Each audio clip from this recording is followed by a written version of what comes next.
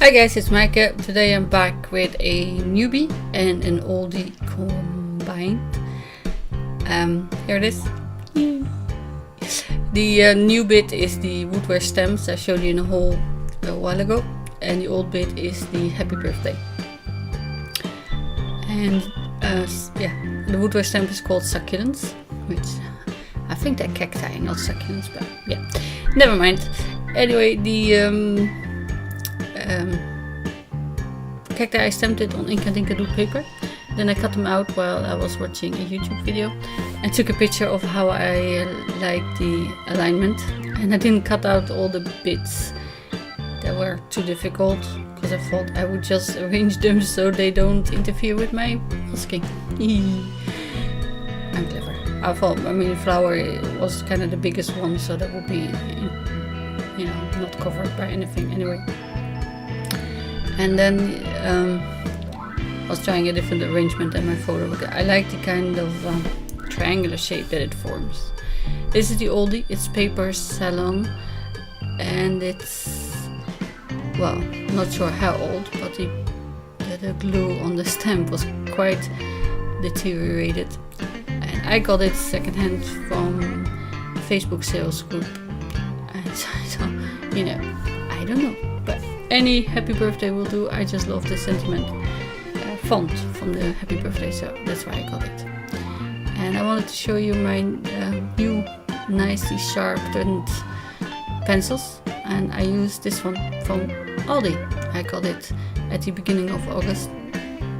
It was on advert, and it's big. It wasn't the ones they advertised, but I think this one is a better one, as you can adjust the pencil points, how sharp you want them or how pointy you want them.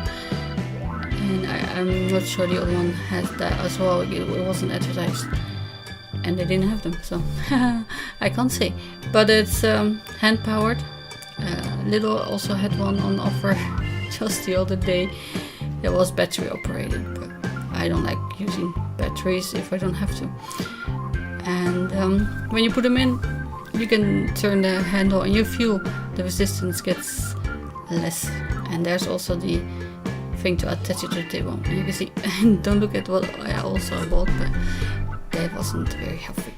$2.99, so I'm very happy with it. And I haven't done all the points, just the ones that were really stumpy, so I could get into smaller corners. And so far I like it. I might not last as long as a really expensive one, but who cares? I don't have to spend 100 or more or 150 or 200 euros for a sharpener that I may or may not like. So, you know my point. And it's much easier than a small hand sharpener for me. For my arthritis, doesn't like to do all these turning with my wrists. Anyway, I'm doing the first layer. As when you do a scene that's masked, you have to start with the ones that are in the front. So I'm using the Simon Says Stamp Intense Black ink, and I had to stamp it 4 times, and I'm not sure, my ink pad I think is dry, but it's also watercolor paper, so thank God for the stamper's friend, because I would never be able to do that with a block. So I did all the 3 ones that are in the front at one go. And they might not be in the exact spot I intended them to be with the layering of the photo that I showed you earlier, but that was just a reference. And then I'm gonna mask them, peel off the little backing. I thought it was way too difficult to cut out that little inner bit from the circle, so I strategically placed that one on the sides. So if you stamp something behind it, it won't show. So you can maybe fill it in with a pencil or marker. But it's easier to just try and get around stuff like that. Now I have 3 succulents left, or cacti plants. They're cacti in my opinion, but I'm only stamping 2. Because I think the little arm from this guy on the right might interfere with the long one that I'm gonna stamp after. And now I have to press harder because of the thickness of the masking paper, so you will see me really stamping it down, and also a few times. And I don't think it's the Samus Stamp ink, I think it's because it's drying. Yeah, I love Samus Stamp ink because it's waterproof and alcohol marker proof. But yeah, if it's dry, it's dry. I have to get a new one. So now I'm stamping masking off the little arms from that one cacti, so I can stamp the other one. And I wanted it to be a little bit longer, so I'm hiding the pot behind the other cactus. And I think I placed it well, but just to be sure, I just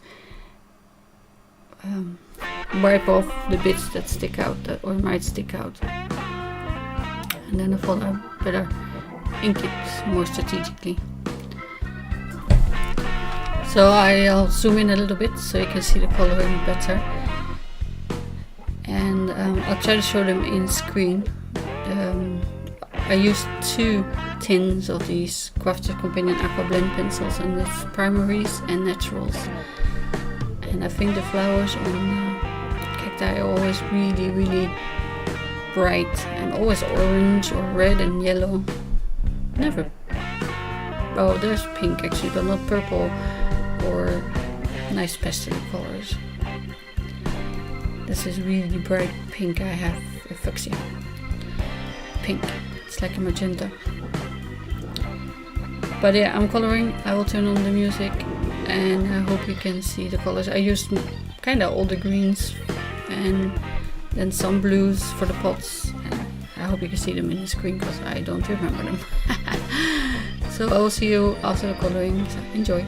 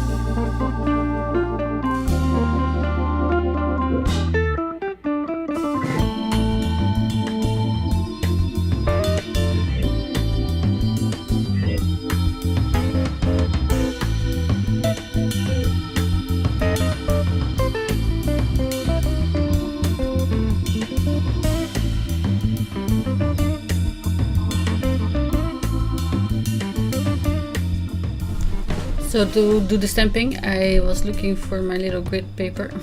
I think it's in my older stamper tool. But it's also a rubber mounted, so I have to take out the foam. And here's, I peel off the little backing and it's really weirdly tacky. But I'm using the laminated grid paper from the Simon System just to see if it's straight. And VersaFine Onyx Black ink, of course, which you could also use for the watercoloring if you want, if you don't have the Simon System. It's also waterproof, by the way.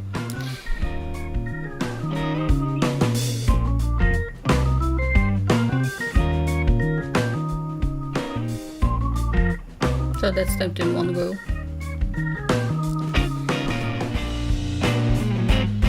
I'm putting the backing back because it's really yucky and tacky. Yuck. But still works, so I might have to throw it away soon. I don't want to. So the panels are always slightly narrower, but also a little bit wider, so I'm cutting them down. And there was a little bit of a bent corner, so I'm cutting it off and making it even more narrow. But that's okay, because I always put washi tape. And I went through quite a few.